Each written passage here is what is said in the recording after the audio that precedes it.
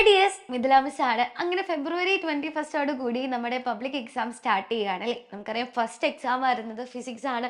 അതിനുശേഷം ഫെബ്രുവരി 27 നമ്മുടെ chemistry exam വരുന്നത് അല്ലേ.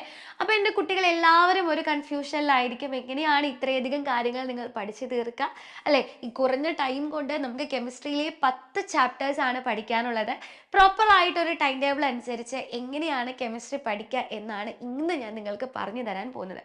മക്കളെ, നിങ്ങൾ വിചാരിച്ചിട്ടുണ്ടാവും ടൈം ടേബിൾ കണ്ടപ്പോൾ തന്നെ ഫെബ്രുവരി 21 കഴിഞ്ഞതിന് ശേഷം 5 ദിവസം ഗ്യാപ്പ് ഉണ്ട് അല്ലേ. ഈ 5 ദിവസം ഗ്യാപ്പ്, ഒരു ദിവസം 2 ചാപ്റ്റർ വീതം 10 ചാപ്റ്റർ സെറ്റ്, ഇതായിരിക്കും പലരുടെയും പ്ലാൻ. ഞാൻ ആദ്യം തന്നെ പറയട്ടെ, ഇത് നടക്കില്ല. നിങ്ങൾ ഫുൾ കോൺസെപ്റ്റും പഠിക്കാനിരിക്കുന്നത് ഈ ഒരു 5 ദിവസം കൊണ്ടാണെങ്കിൽ ഇറ്റ്സ് നോട്ട് പോസിബിൾ. ആ 5 ദിവസം നിങ്ങൾ യൂട്ടിലൈസ് ചെയ്യേണ്ടത് നമ്മുടെ കെമിസ്ട്രിയിലെ മുഴുവൻ ചാപ്റ്റേഴ്സും റിവൈസ് ചെയ്യുന്നതിനും മാക്സിമം ക്വസ്റ്റ്യൻസ് ചെയ്യുന്നതിനുമാണ്. നിങ്ങൾക്കറിയാം, ക്വസ്റ്റ്യൻസ് എത്രത്തോളം പ്രാക്ടീസ് ചെയ്യുന്നു അത്രത്തോളം പരീക്ഷയ്ക്ക് നമുക്ക് ആ ഒരു ഫുൾ മാർക്കിലേക്ക് എത്താനുള്ള പ്രോബബിലിറ്റി കൂടി വരും. അപ്പോൾ റിവിഷനൊക്കെ 2 ദിവസം കൊണ്ട് കഴിഞ്ഞ് ബാക്കി 3 ദിവസം കൊണ്ട് പരമാവധി ക്വസ്റ്റ്യൻസ് അറ്റൻഡ് ചെയ്യാനാണ് നിങ്ങൾ നോക്കേണ്ടത്. അതിനെ നിങ്ങളെ ഹെൽപ്പ് ചെയ്യാനായിട്ട് നമ്മുടെ ജൈലത്തിൽ തന്നെ മാരത്തോൺ ക്ലാസ്സുകളൊക്കെ ഉണ്ടാവും. അപ്പോൾ ക്വസ്റ്റ്യൻസ് എവിടെ നിന്ന് കിട്ടും എന്നോർത്ത് നിങ്ങൾ ടെൻഷൻ അടിക്കേണ്ട കാര്യമൊന്നുമില്ല. ഓക്കെ, അപ്പൊ ഇനി നമുക്ക് തിരിച്ചു വരാം. എങ്ങനെയാണ് നമ്മൾ കോൺസെപ്റ്റ് പഠിക്കുക അല്ലെ. അപ്പൊ മക്കളെ, ഈ ഒരു ജാനുവരി മാസം കൊണ്ട് തന്നെ നിങ്ങൾ എന്ത് ചെയ്യണം, നമ്മുടെ 10 ചാപ്റ്ററിന്റെ കോൺസെപ്റ്റ് നല്ലതുപോലെ പഠിച്ചു തീർക്കേണ്ടതുണ്ട്. അപ്പോൾ നമ്മൾ 10 ചാപ്റ്റർ എടുക്കുമ്പോൾ നമുക്കറിയാം, അതിൽ തന്നെ ഫിസിക്കൽ കെമിസ്ട്രി ഉണ്ട്, ഇനോർഗാനിക് ഉണ്ട്, ഓർഗാനിക് ഉണ്ട്. അപ്പോൾ പലർക്കും ടഫ് ആയിട്ടുള്ള ടോപ്പിക് എന്ന് പറയുന്നത് ഡിഫറെൻ്റ് ആണ്. അതുകൊണ്ട് തന്നെ എനിക്കിതിനെ ജനറലൈസ് ചെയ്ത് പറയുവാനായിട്ട് സാധിക്കില്ല അല്ലേ. അപ്പോൾ ചിലർക്ക് ഓർഗാനിക് ആയിരിക്കും ബുദ്ധിമുട്ടായിട്ടുണ്ടാവുക. അപ്പോൾ ആദ്യം നമുക്ക് ഓർഗാനിക്കിനെ എങ്ങനെ ടാക്കിൾ ചെയ്യാം എന്ന് നോക്കാം. നമ്മുടെ കെമിസ്ട്രിയിൽ 5 ചാപ്റ്റേഴ്സ് ആണ് ഓർഗാനിക്. ഞാൻ ബയോമോളിക്യൂൾസിന് കൂടെ ഓർഗാനിക് കെമിസ്ട്രിയിൽ തന്നെ ഇൻക്ലൂഡ് ചെയ്യുകയാണ്, കാരണം ഒരുപാട് ഓർഗാനിക് റിയാക്ഷൻസ് നമുക്ക് പഠിക്കാനുള്ളത് കൊണ്ട്. അപ്പോൾ ഈ ഒരു 5 ചാപ്റ്റർ നിങ്ങൾ പഠിക്കുമ്പോഴും ഈ 5 ചാപ്റ്ററിനെയും ഒറ്റ സ്ട്രെച്ചിലാണ് പഠിക്കേണ്ടത്.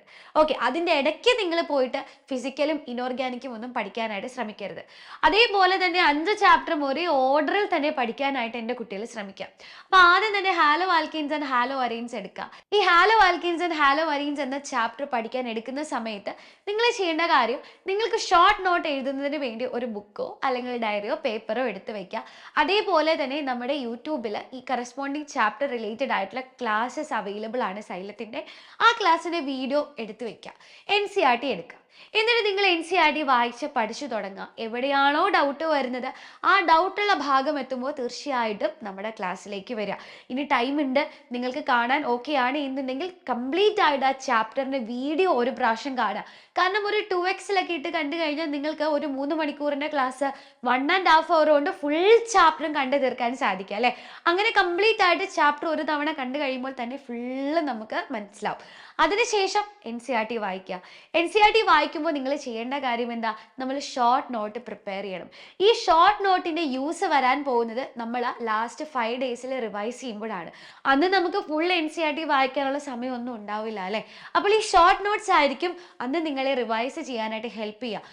ഓൾറെഡി നമ്മുടെ അഗ്നി ബാച്ചിലുള്ള കുട്ടികളാണെങ്കിൽ അവരുടെ കയ്യിൽ ഇൻസ്റ്റാ ലേണും മൈൻഡ് മാപ്സും ഒക്കെ ഉണ്ട്. അങ്ങനെയുള്ളവർ അത് യൂസ് ചെയ്യുക. അതില്ലാത്തവരാണെങ്കിൽ നിങ്ങൾക്ക് കൺവീനിയൻ്റ് ആയിട്ടുള്ള രീതിയിൽ സ്വന്തമായിട്ട് തന്നെ ഷോർട്ട് നോട്ട്സ് പ്രിപ്പയർ ചെയ്യുക.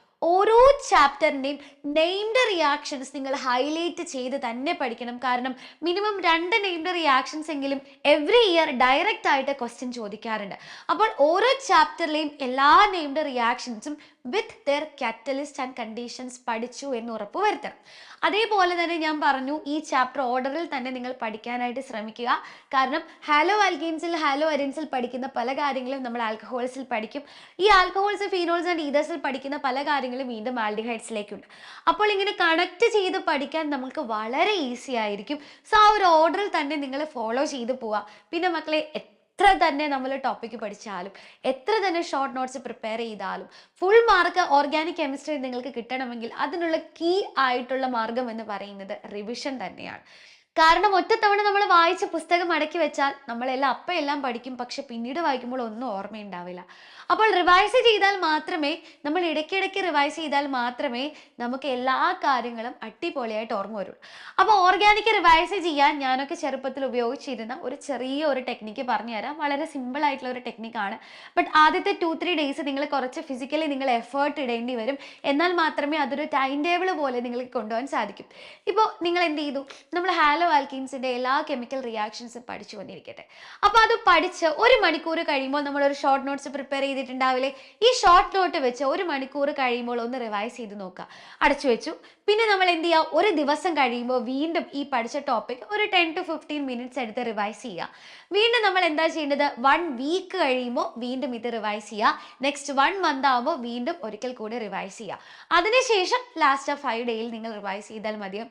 ഇങ്ങനെ റിവൈസ് ചെയ്യുമ്പോൾ ഉണ്ടാവുന്ന ഗുണം എന്താണെന്ന് ചോദിച്ചാൽ, ലാസ്റ്റ് മൊമെന്റിലേക്ക് വരുമ്പോൾ ഈ ഷോർട്ട് നോട്ട് കാണുമ്പോൾ തന്നെ ഇതിലുള്ള എല്ലാ കാര്യങ്ങളും നിങ്ങളുടെ ബ്രെയിൻ റിമെമ്പർ ചെയ്യും. ഓക്കെ, അപ്പം നമ്മൾ ബ്രെയിനിനെ നമ്മൾ ട്രെയിൻ ചെയ്തെടുക്കുകയാണ് എല്ലാ കാര്യങ്ങളും ഓർത്ത് എടുക്കുന്നതിന് വേണ്ടിയിട്ട്. അപ്പോൾ ഈ ഒരു സിമ്പിൾ റിവിഷൻ ടെക്നിക്ക് നിങ്ങളൊന്ന് അപ്ലൈ ചെയ്ത് നോക്കുക. തീർച്ചയായിട്ടും എൻ്റെ കുട്ടികൾക്ക് യൂസ്ഫുൾ ആയിരിക്കും. അപ്പോൾ ഞാൻ പറഞ്ഞു, ഓർഗാനിക് തിയറിയും കോൺസെപ്റ്റും മനസ്സിലാക്കുന്നിടത്തോളം തന്നെ ഇമ്പോർട്ടൻ്റ് ആണ് റിവൈസ് ചെയ്യുന്നത്. അതേപോലെ തന്നെ പല ചാപ്റ്റേഴ്സ് ലിങ്ക് ചെയ്തിട്ടാണ് ക്വസ്റ്റ്യൻസ് വരിക. ഈ ക്വസ്റ്റ്യൻസ് പ്രാക്ടീസ് ചെയ്യുന്നതിനും വളരെയധികം ഇമ്പോർട്ടൻസ് ഉണ്ട്. ഇനി നമുക്ക് ഫിസിക്കൽ കെമിസ്ട്രിയിലേക്ക് വരാം. ഫിസിക്കൽ കെമിസ്ട്രിയിലെ വളരെ ഇമ്പോർട്ടൻ്റ് ആയിട്ടുള്ള ചാപ്റ്റേഴ്സ് ആണ്. നമുക്കറിയാം, നമ്മുടെ സൊല്യൂഷൻസ് ഉണ്ട്, കൈനറ്റിക്സ് ഉണ്ട്, ഇലക്ട്രോ കെമിസ്ട്രി ഉണ്ട്. അപ്പോൾ ഇതിലേക്ക് ഒരുപാട് ഇക്വേഷൻസ് പഠിക്കാനുണ്ട് അല്ലേ? അപ്പോൾ എൻ്റെ കുട്ടികളെ ചെയ്യേണ്ടത്, നമ്മളൊരു A4 ഷീറ്റ് പേപ്പർ എടുക്കുന്നു, സൊല്യൂഷൻസ് എന്ന ഹെഡ്ലൈൻ എഴുതുന്നു, സൊല്യൂഷൻസിലെ എല്ലാ ഇക്വേഷൻസും വിത്ത് യൂണിറ്റ് നമ്മൾ അവിടെ എഴുതി വെക്കുന്നു. അതേപോലെ അടുത്ത പേപ്പർ എടുക്കുന്നു, കൈനറ്റിക്സിലെ എല്ലാ ഇക്വേഷൻസും നമ്മൾ എഴുതി വെക്കുന്നു. അങ്ങനെ ഇക്വേഷൻസ് എഴുതി വെച്ചിട്ട് നിങ്ങൾക്ക് എന്ത് ചെയ്യാം, നിങ്ങളുടെ റൂമിലുള്ള വാളിലോ അല്ലെങ്കിൽ നിങ്ങളുടെ ബുക്കിൻ്റെ ഇടയിലോ ഒക്കെ വെക്കാം. ഇടയ്ക്കിടയ്ക്ക് എടുത്ത് അതൊന്ന് വായിച്ചു നോക്കാം. അപ്പോൾ ഇക്വേഷൻസ് മറന്നു പോകുന്നു മിസ് എന്നുള്ള ആ ഒരു ഇഷ്യൂവിന് നമുക്ക് പരിഹാരം കണ്ടെത്താനായിട്ട് സാധിക്കും അല്ലേ? അപ്പോൾ ഫിസിക്കൽ കെമിസ്ട്രിയിൽ നിന്ന് ന്യൂമറിക്കൽസ് ആണ് ഒരുപാട് ചോദിക്കുക. അതുകൊണ്ട് തന്നെ ന്യൂമറിക്കൽസിന് ഇമ്പോർട്ടൻസ് കൊടുത്ത് തന്നെ പഠിക്കുക. ഇനി നമുക്കറിയാം, ഇനോർഗാനിക്കിലെ 2 ചാപ്റ്റേഴ്സ് ഉണ്ട്, വളരെ ഇമ്പോർട്ടൻ്റ് ആയിട്ടുള്ള ഡി ആൻഡ് എഫും അതേപോലെ കോർഡിനേഷനും. രണ്ടും വളരെയധികം വെയിറ്റേജ് കൂടിയ ചാപ്റ്റേഴ്സ് തന്നെയാണ്. ഈ ചാപ്റ്റേഴ്സ് പഠിക്കുമ്പോൾ NCERT നല്ലതുപോലെ വായിക്കുക. അതേപോലെ മാക്സിമം ക്വസ്റ്റ്യൻസ് അറ്റൻഡ് ചെയ്യുക. കൂടുതൽ ക്വസ്റ്റ്യൻസ് നിങ്ങളിലേക്ക് എത്തിക്കുന്നതിന് വേണ്ടിയിട്ടും അതേപോലെ തന്നെ ഫുൾ കോൺസെപ്റ്റും ആദ്യം നിങ്ങളെ പഠിപ്പിക്കുന്നു, പിന്നീട് റിവിഷൻ ചെയ്യിക്കുന്നതിനൊക്കെ വേണ്ടിയിട്ട് നമ്മൾ ഓരോരോ മാരത്തോൺ ക്ലാസ്സുകളൊക്കെ ഇവിടെ സ്കെഡ്യൂൾ ചെയ്ത് വെച്ചിട്ടുണ്ട്. അപ്പോൾ നിങ്ങൾ പഠിക്കുന്നതിനോടൊപ്പം തന്നെ തീർച്ചയായിട്ടും നമ്മുടെ +2 CBSEയുടെ യൂട്യൂബ് ക്ലാസ്സസും കൂടെ റെഫർ ചെയ്യുക. കഴിഞ്ഞ വർഷങ്ങളിൽ പഠിച്ചു പോയ എല്ലാ കുട്ടികൾക്കും ഒരുപാട് യൂസ്ഫുൾ ആയിട്ടുണ്ട്. അതേപോലെ തന്നെ ഇത്തവണ നിങ്ങളുടെ പബ്ലിക് എക്സാമിന് നിങ്ങളെ ഒരുപാട് ഹെൽപ്പ് ചെയ്യും. അപ്പോൾ മക്കളെ, ആകെ 10 ചാപ്റ്റർ ആണ്. ഒന്ന് മനസ്സ് വെച്ച് കഴിഞ്ഞാൽ കെമിസ്ട്രിക്ക് 1 മാർക്ക് പോലെ നഷ്ടപ്പെടാതെ നിങ്ങൾക്ക് സ്കോർ ചെയ്യാനായിട്ട് സാധിക്കും. ഞാൻ പറയുന്നു, വീണ്ടും പറയുകയാണ്, revision is the key. Revise ചെയ്തില്ല എങ്കിൽ പഠിച്ച എല്ലാ കാര്യങ്ങളും മറന്നുപോകും. എക്സാമിനോടടുത്ത് വീണ്ടും 0-ൽ നിന്ന് നമ്മൾ സ്റ്റാർട്ട് ചെയ്യേണ്ടി വരും. അപ്പോൾ ആ ഒരു സിറ്റുവേഷൻ എൻ്റെ കുട്ടികൾക്ക് ആർക്കും ഉണ്ടാവരുത്. പഠിക്കുന്നതിനോടൊപ്പം തന്നെ, ഓരോ കോൺസെപ്റ്റ് പഠിക്കുന്നതിനോടൊപ്പം തന്നെ ക്വസ്റ്റ്യൻസ് ചെയ്യുന്നതും റിവൈസ് ചെയ്യുന്നതും പ്രയോറിറ്റൈസ് ചെയ്ത് തന്നെ മുൻപോട്ട് പോവുക. നിങ്ങൾക്കൊരു സപ്പോർട്ടായിട്ട്, നിങ്ങൾക്കൊരു ബാക്ക് സപ്പോർട്ടായിട്ട് ഞങ്ങൾ എല്ലാവരും ഇവിടെ തന്നെ ഉണ്ടാകും. സോ നമുക്ക് ഒന്നിച്ച് പഠിച്ച് നമ്മുടെ കെമിസ്ട്രി പരീക്ഷയ്ക്ക് ഫുൾ മാർക്ക് നേടണം. All the best.